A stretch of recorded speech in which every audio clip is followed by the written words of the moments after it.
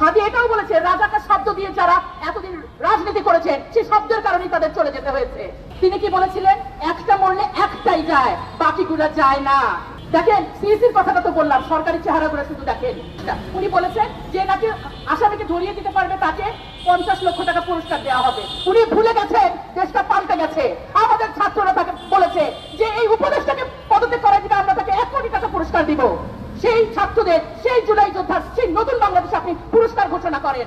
আমরা ওনাকে সিনেমা জগতের মানুষ হিসেবেই মনে হয় বেশি ভালোবাসতাম। তার অনেক সিনেমার মধ্যে একটি হচ্ছে মেড ইন বাংলাদেশ, যেখানে উনি মানে খেলনা রিভলভার দিয়ে পুরো বাংলাদেশকে ব্ল্যাকমেল করার একটি মুভি বানিয়েছিলেন। উপদেশটা আমি আপনাকেই প্রশ্ন করছি, যখন পুরো বাংলাদেশ সত্যিকার গুলির মুখে আমাদের হাদিরা যখন মারা যাচ্ছে, আপনি উপদেশটা হয়ে কোন সিনেমা পরিচালকের ভূমিকায় আছেন? নাকি হাদির মতো মাদ্রাসা ব্যাকগ্রাউন্ডে তারা আপনার ছবির হিরো হতে পারে না? আমি অবশ্যই এই প্রশ্নের জবাব চাই। স্বরাষ্ট্র উপদেষ্টা, উনাকে নিয়ে বলার কোনো ভাষা আমার নাই। তারপরও বলতে চাই, আপনি বিগত স্বরাষ্ট্র উপদেষ্টার ডায়লগ গুলো ভুলে যাবেন না। তিনি কি বলেছিলেন, একটা মরলে একটাই যায়, বাকিগুলো যায় না। দিন কিন্তু পাল্টায় আরো গেছে স্বরাষ্ট্রমন্ত্রী। আপনি কি বলেছেন, যারা নির্বাচনে দাঁড়াচ্ছে আপনি কি মানে গুলি বন্দুক তারা ইউজ করতে পারবে? আপনি 16 কোটি মানুষের জন্য 16 কোটি বন্দুক দিয়ে আপনি আপনার সফলতা প্রকাশ করতে চান? দেখেন সিএসির কথাটা তো বললাম, সরকারি চেহারাগুলো শুধু দেখেন। এখন আমরা মানে উনি স্বরাষ্ট্রমন্ত্রীর আরেকটা কথা দিয়ে উপদেষ্টা, উনি বলেছেন যে নাকি আসামিকে ধরিয়ে দিতে পারবে তাকে 50 লক্ষ টাকা পুরস্কার দেওয়া হবে। উনি ভুলে গেছেন দেশটা পাল্টে গেছে। আমাদের ছাত্ররা তাকে বলেছে যে এই উপদেশটাকে পদত্যাগ করার জন্য আমরা তাকে 1 কোটি টাকা পুরস্কার দিব। সেই ছাত্রদের, সেই জুলাই যোদ্ধার, সেই নতুন বাংলাদেশে আপনি পুরস্কার ঘোষণা করেন। এবার তথাকথিত সুশীল সমাজ নিয়ে একটু কথা বলতে হবে। সম্মানিত সুশীল সমাজ এর মধ্যে যারা পড়েন, আপনারাই সাদা নীল গোলাপি করে বাংলাদেশটাকে বৈষম্যযুক্ত করেছেন।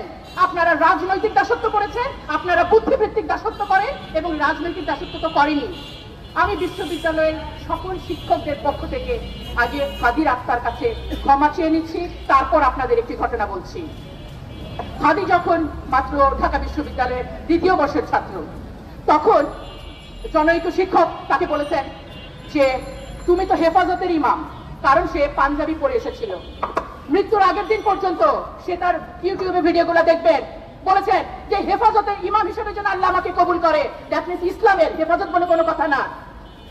হাদি এটাও বলেছে রাজাকার শব্দ দিয়ে যারা এতদিন রাজনীতি করেছে সেই শব্দের কারণেই তাদের চলে যেতে হয়েছে। আমরা যেন এই জিনিসটা মনে রাখি। এবং যে শিক্ষক তাকে বলেছিলেন তুমি কখনো সামনের ডেস্কে বসবে না, সব সময় তুমি পেছনের ডেস্কে বসবে, সেই শিক্ষককে আমি বলতে চাই আপনি অনেক পেছনে না, আপনি নিচ স্থানে চলে গেছেন। আজকে হাদি তার আদর্শ পুরো বাংলাদেশ ধারণ করছে, আমাদের হাদির আদর্শ অনেক উপরে। এখন আমি যেটা বলতে চাই যে নারীদের বিষয়টা, সম্মিলিত নারী প্রয়াস, এবং এখানে আরো অনেকে যুক্ত হয়েছেন, সবার প্রতি আমার কৃতজ্ঞতা। মায়েদের প্রতি দুঃখ লাগছে, সেই জুলাই আন্দোলনের সময় মায়েদের ডাক নামে একটা সংগঠন আমি দেখেছিলাম। এই পুরো সময় জুড়ে তাদের আমি আর দেখলাম না। যখন আমার হাদি রক্তাক্ত তাদের কেউ এলো না। যখন শহীদ মিনারে আমরা সবাই একত্রিত হলাম, তখন ছাত্রদল বিএনপি এটা নয় বাদে দিলাম, একাত্মতা ঘোষণা করুক না। আমাদের যে আপা উনিও কিন্তু এলেন না, টুলি আপা, আমরা আশা করেছিলাম তিনি আসবেন, কিছুই বললেন না। এখনই যদি আপনারা প্রতিদ্বন্দ্বী থেকে, হাদি তো আপনার প্রতিদ্বন্দ্বী ছিল, তার সময় আপনি একজন বোন হিসাবে, একজন মা হিসাবে আসলেন না, ক্ষমতায় যাওয়ার পর আপনারা কি করবেন?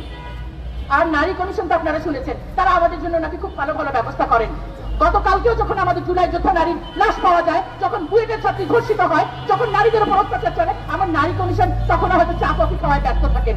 এবং তারা বলেন যে পতিতাবৃত্তিকেই বৈধতা দিতে হবে, সমকামিতাকেই দিতে হবে, এবং তারা ওইটাই তাদের আনন্দ, এবং তাদের অনেক বড় সফলতা আছে। তারা আমাদের মহিলা ও শিশু অধিদপ্তরের নাম পাল্টিয়ে এখন নারীও মানে শিশু অধিকার করেছেন, মহিলা থেকে তারা নারীকে উন্নীত করেছেন। এটা যদি তাদের সফলতা হয় সেটা আপনারা বিবেচনা করবেন। আমি শেষ করব এখনই স্পেসিফিক কিছু দাবি দিয়ে, হাদির একটা স্বপ্ন দিয়ে।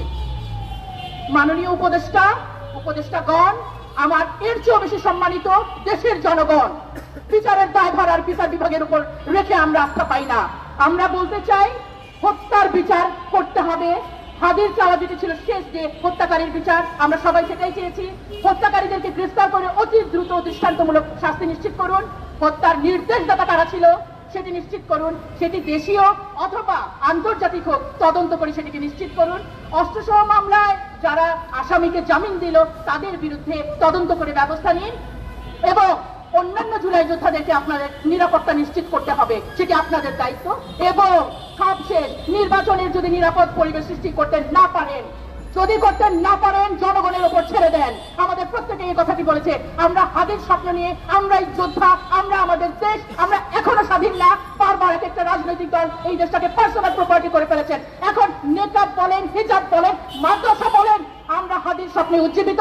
আমরা সবাই বাংলাদেশকে সত্যিকার সার্বভৌমত্বের স্বাদ নিয়ে ছাড়বো এবং ইনশাল্লাহ আমরা নারীরাও আমরা পথে থাকবো আমাদের সন্তানদের নিরাপত্তার জন্য।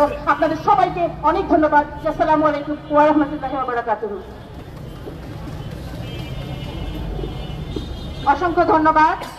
আমাদের মাঝে এতক্ষণ বক্তব্য রাখলেন সম্মিলিত নারী প্রয়াসের সভানেত্রী ডক্টর শামীমা তাসনিম, প্রফেসর, লোক প্রশাসন বিভাগ, শাহজালাল বিজ্ঞান প্রযুক্তি বিশ্ববিদ্যালয়।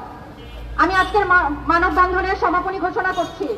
এই মানববন্ধন থেকে আমরা আবারও স্পষ্ট করে জানাচ্ছি, শহীদ ওসমান হাদির হত্যার বিচার নিয়ে কোনো টালবাহানা জনগণ মেনে নেবে না। দ্রুত সময়ের মধ্যে দোষীদের গ্রেফতার, বিচার সম্পন্ন এবং ফাঁসি কার্যকর না হলে এবং আন্দোলন আরো কঠোর রূপ নেবে।